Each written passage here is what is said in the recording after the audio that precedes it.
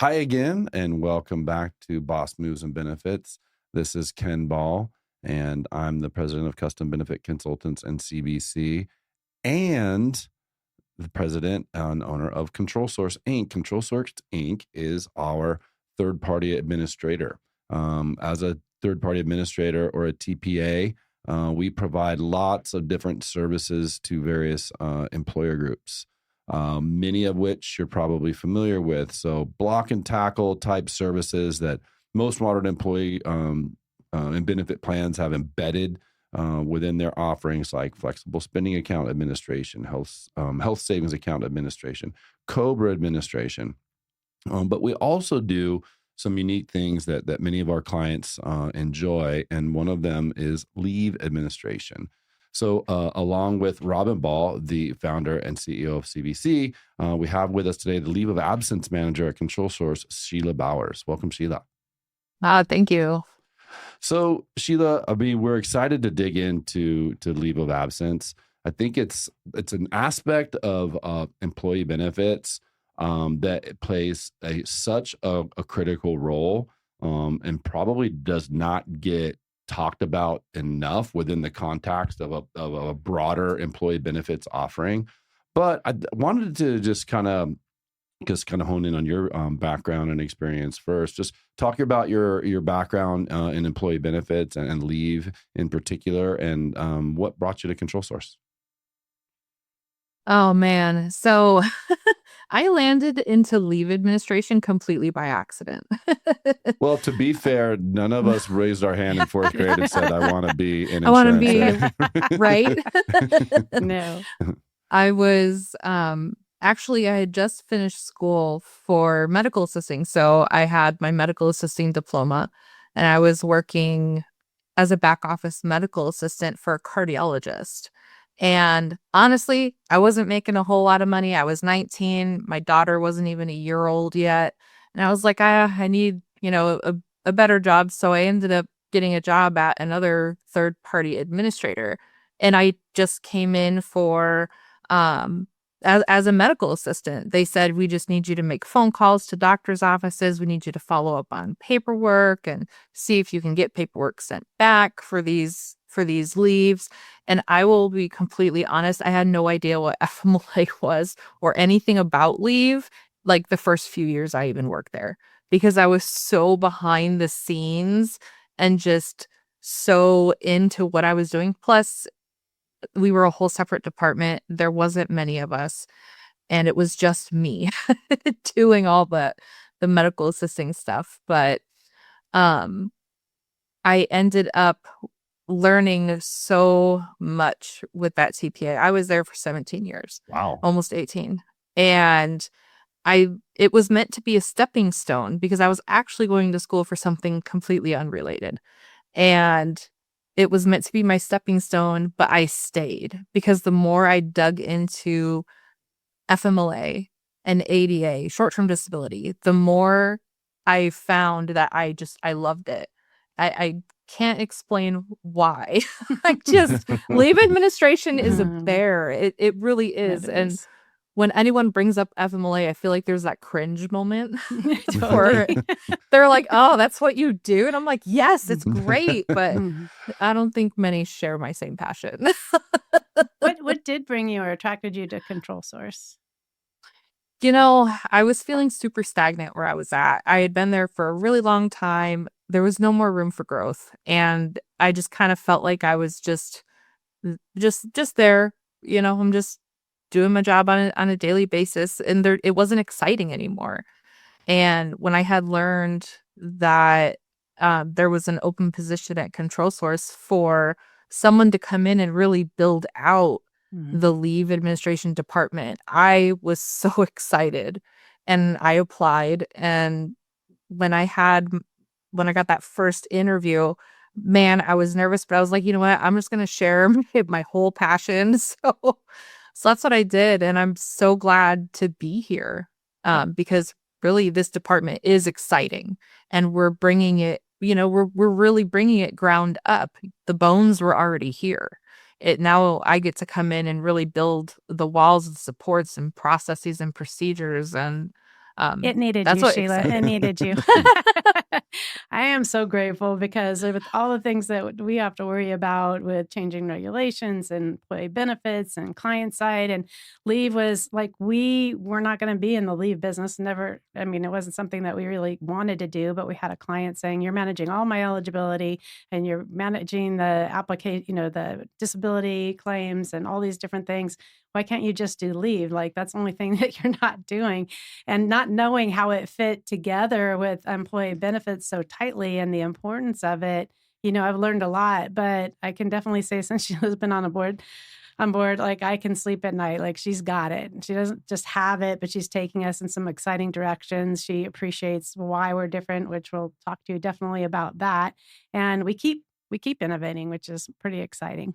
So you brought up something there, just kind of robbing around the importance of leave, and I think it's what's kind of had my wheels turning as we were contemplating this topic.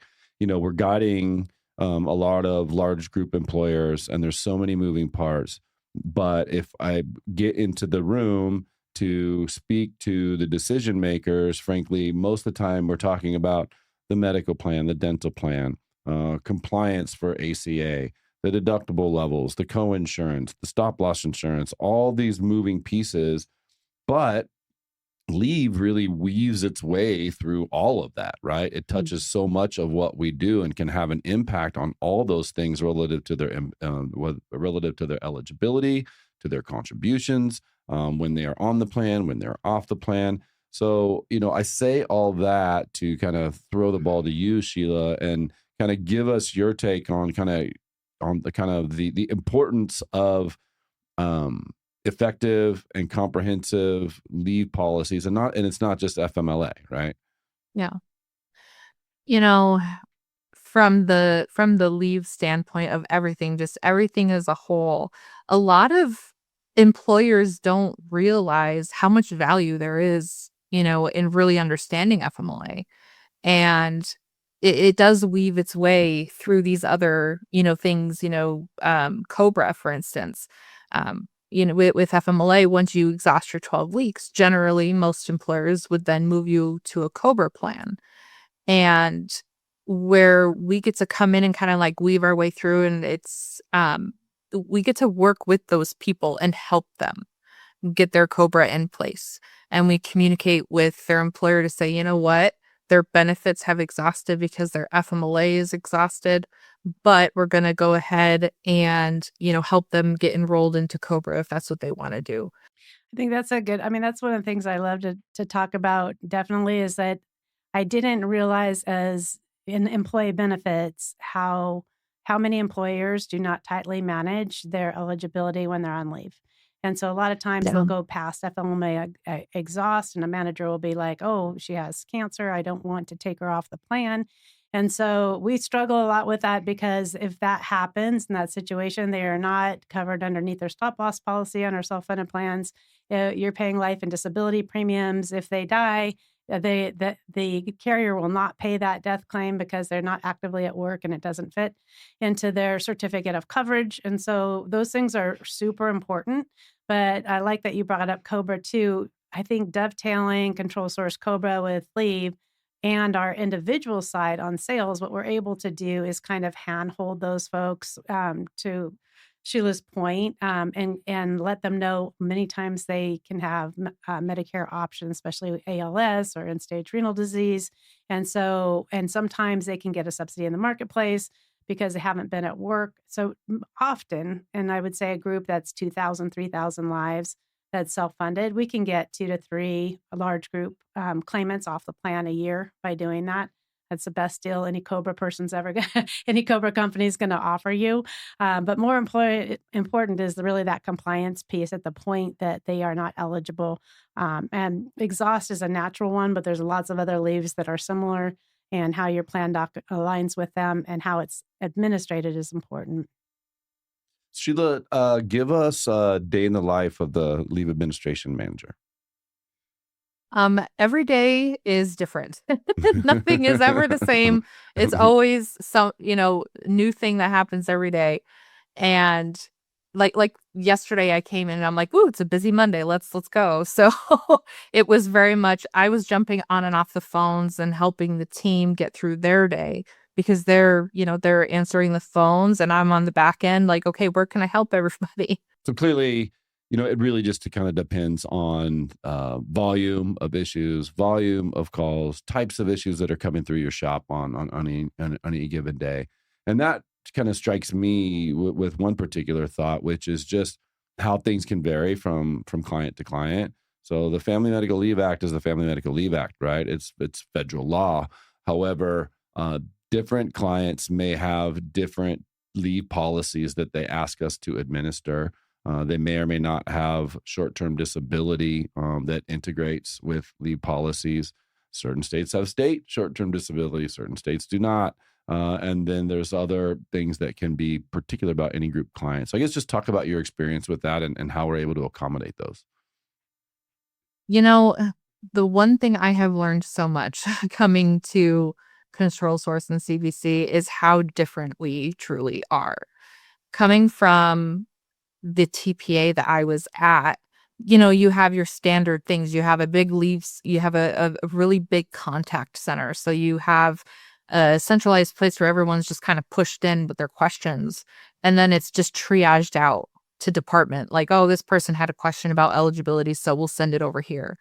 With that giant call center experience with everyone calling in, everyone was so frustrated by the time they got over to who they had to talk to because they just wanted an answer right now. They're really worried. They're either out for a super happy time, maybe they're having a baby. And then you get the others that are out because they have a serious issue going on. Excuse me. So by the time those people get to you, they're so frustrated from the runaround. And so when someone calls in for us, the leave administrators directly, they're the ones picking up the phone. They're the call center. So they get to start that relationship with that employee as soon as they answer the phone. As soon as they answer the phone, they say, you know what? I'm going to help you from start to finish. You don't have to leave a message because someone is always going to answer this phone because it is our call center and it is always staffed. Whether it's myself or another manager going in to help out, we all jump in and help with calls. But really, other TPAs as well, they're there to manage a process. I'll collect paperwork, we'll approve and deny the leave, we'll track the leave. But where we come in and we're so much different, we've built so many customized processes that have now become the standard for all new clients going forward. Like one of the clients I was learning about when I first got here, they were the ones that had so much robust stuff going on. Like they had this whole failure to return to work process that was only for one client. And I was like, I love that process. I really do. There's so much value in that process because other third parties will just literally say, well, did they go back to work or did they not? They're not going to take it for any further than that. And they're not going to confirm that they returned either. They're just going to close out the leave and move on. Whereas we follow that completely through. If they didn't return to work, we are now sending them a notice that says, hey, you didn't return to work. Please notify us within 5 days to let us know if you're going to be extended or send in your fitness for duty. And so I took this process and applied it to all of our clients. So what I'm doing now is taking those processes, that failure to return process, same with failure to provide documentation. Most people, TPAs, when you get to day 21 of paperwork due, they just deny and close the leave. We reach out and say, hey, your paperwork was due. Please try to send it in within the next 5 days. And then there's 2 more touch points after that. I've taken those processes and now applied them to all of our clients because that is now the standard going forward for every single client that comes in. So that, to me, that speaks to 2 different things.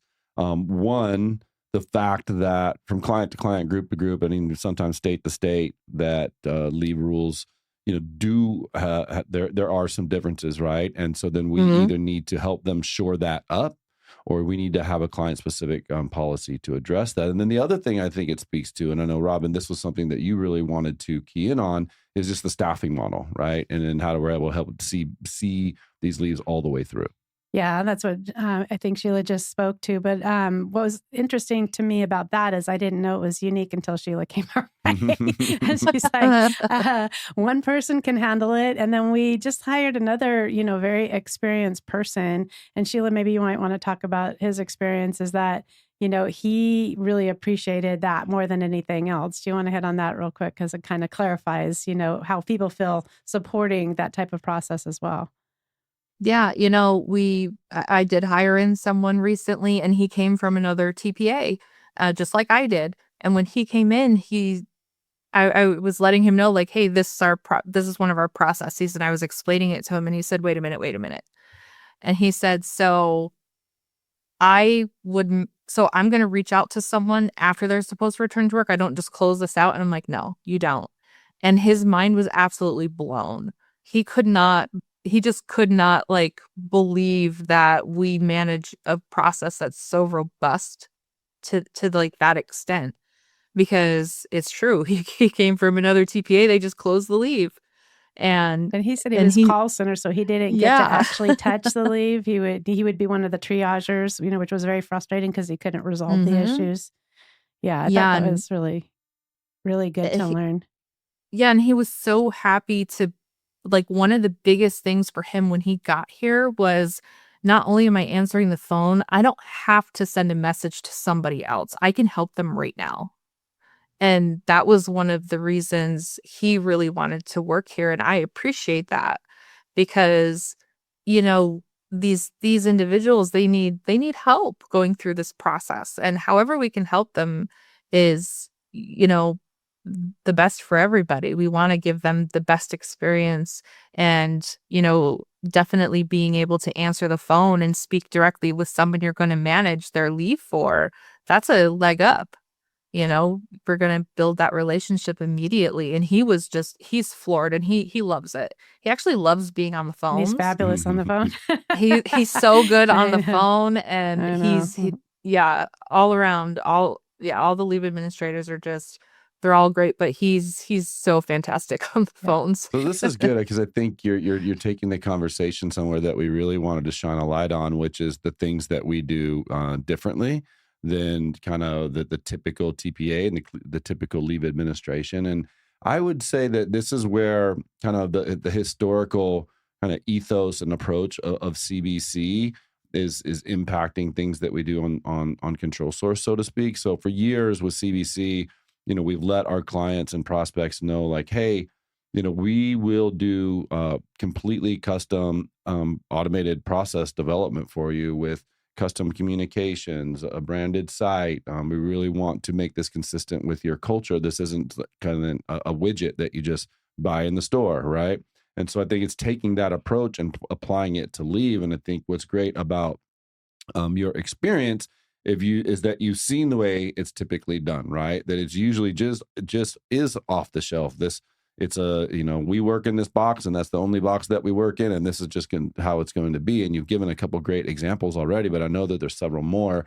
Can you talk more about how Control Source's leave administration product and process really would be differentiated from other leave management policies out there? One of the biggest ones is going to be next day return to work monitoring. And what I mean by that is, most TPAs, when you get to that return to work process, that's it. They're closing the claim down. They're not going to reach out. They're not going to ask for any additional information. They're just going to assume they return to work. And then if they need an extension, well, they'll wait till they call in, or they'll wait till the client says, they didn't come back to work. Can you reopen their leave? But we're actively collecting return to work notes and releasing people to return to work. So because we're doing that, we're really taking that off the client's plate, HR's plate. They don't have to worry now about collecting a return to work note and facilitating that.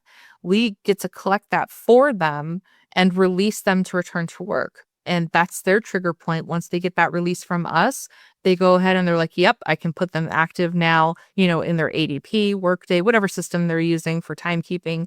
And they can make them active, get all their email accounts back up and running. And that's not something any other TPA has done, to my knowledge. And that's kind of one of my favorite processes, because we can facilitate that. We know what's going on with these employees, especially those that are out for a really long time. We get to facilitate their return to work. And it's all around when, like yesterday, somebody sent in their return to work note. I released them and I emailed them back and I said, I hope you have a really good first day back. I mean, who else is going to tell you that? That's awesome. Can you hit ADA a little bit? I know that that's a big topic in the leave world and how we approach that. So with ADA is another beast. Mm-hmm. It really is. But what we do a lot differently is other TPAs, they may have, an interactive process, but it's honestly a whole separate department. They take that completely separate and that's it. They just collect, paperwork and just send it to the client. That's it. There's nothing else that they do. What we do with ADA, and I was actually discussing it with in an implementation meeting this morning, we are here to help them with the recommendation. We get the ADA paperwork and the doctor saying, we recommend continuous leave from this date to this date. Here's the reason, here's their job duties. And we then take that paperwork and we reach out to HR and we say, John Smith sent us his ADA paperwork today. He's going to be out at least 6 weeks because he just had surgery. And so we definitely recommend approval of this leave. And the client then says they either agree or disagree. And 99% of the time they agree. If there's something they don't agree with, they actively call their employee and ask, or they ask us to give them a quick call and say, can you ask them about, like this part? I don't quite understand what it is they're saying. And so we can reach out to them. But ADA in general it's its own beast, but we work that right into our daily process. It's not something that we just say, oh, sorry, you have to go talk to this department. We actively go from FMLA to ADA, and we're throwing ourselves right in that mix to help the client and give them the best service possible so they don't have to go talk to another department. So that's a great description. And, it makes me think just about, how we interact together and the people that we interact with on a daily basis at our clients that are the contact persons. Like, this is really important to them, right? And benefits administration, leave administration is really important to us. We understand it and we understand how integral it is. But at the end of the day, we're going to roll up to a senior decision maker who's probably never gotten into the weeds of the day-to-day of leave administration. So I've got a question really, for both you guys, that if you had to just bottom line it, right? You're going to be in front of the CEO or the CFO tomorrow, and you've got 30 seconds to say, hey, this is why leave is important, and this is what we're doing for you. Robin, what will your description be? I think one of our mantras of we serve has to be first. You know what I mean? So, we're definitely the flexibility and the follow through and having primary contact, dedicated support, dedicated phone numbers for every single client. We do it very, very differently. That means that Sheila's team's answering the phone different every single time a different client that they're supporting calls. And it also means that they have different processes and they have different states that they're accountable for. So we have a really polished team that has a whole breadth of what that leave process is. I think, we're super competitive on rate too, and that's important. And if you combine it, if you have a large self-funded health plan and we're managing your leave, you might have a couple large claims come off your roster every year. So how about you, Sheila? What would your description be? Most TPAs, they literally just handle paperwork. They don't dig into the weeds like we do and really help these individuals. we're so customized in that aspect, and that brings us closer to the client and just increases satisfaction overall. And one-touch claim management too. Someone calls in, we can tell them this is what you're eligible for. Being able to have to be the ones to say, we don't manage just paperwork, we manage people. Yeah, and awesome. and the process. And that's what I would say, because it's true. We're a step above everybody because we do truly manage people, not just paperwork. I'd add then too, again, context is everything. And, you're considering the audience. It's one thing to talk to, the HR business partner or, the HR manager, even the director of HR and so on that we are dealing with on a day-to-day basis. But in the rare occurrence that we might be speaking to someone in the C-suite about leave, I would say, we're keeping you out of leave jail, right? And that could mean a lot of So different true. things, right? That is, people aren't slipping through the cracks and staying out on leave when they're not supposed to. They're not staying they're not staying eligible for your health plan and incurring a large claim when they're not supposed to. So, there's a liability aspect that we're protecting you from.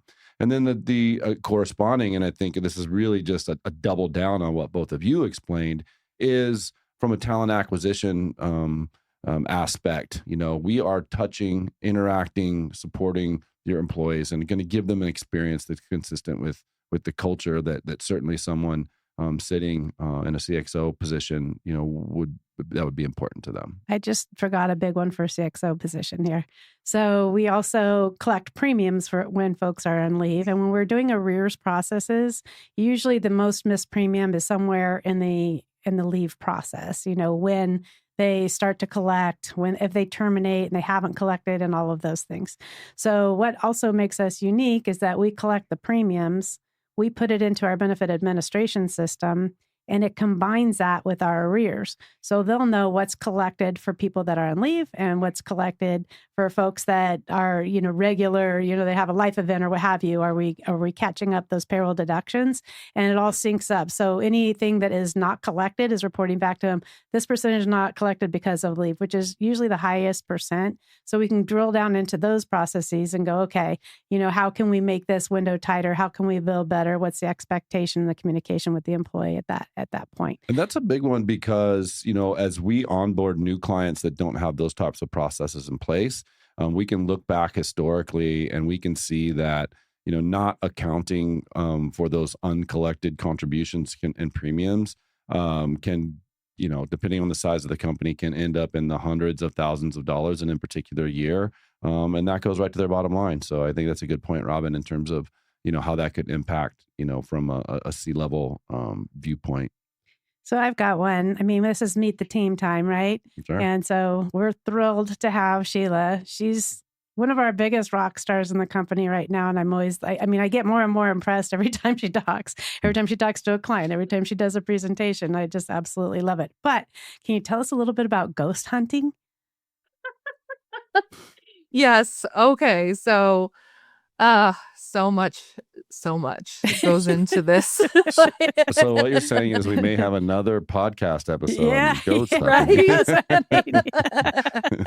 So summarize that in 2 minutes. I don't know, what everyone believes in here, but I grew up in a haunted house, in all kinds of different haunted houses. And I say that because the experience that stood out to me the most is my sister and I would go to bed, quote, quote, we're playing in our room or whatever. But in the middle of the night, we would hear people talking. We would hear pots and pans moving around in the kitchen. We would smell stuff cooking. We'd go out to the kitchen and there's nothing there. It's empty. It's dark. My mom's in bed. My dad's in bed. So my sister and I were like, what is going on? And I was probably 10 or 11 at the time. And then as I got older, it seemed like every house we lived in had something going on. And it grew into, I started doing these little ghost adventures with my friends when I was 13, 14. And we would actually go into abandoned places when you're not supposed to.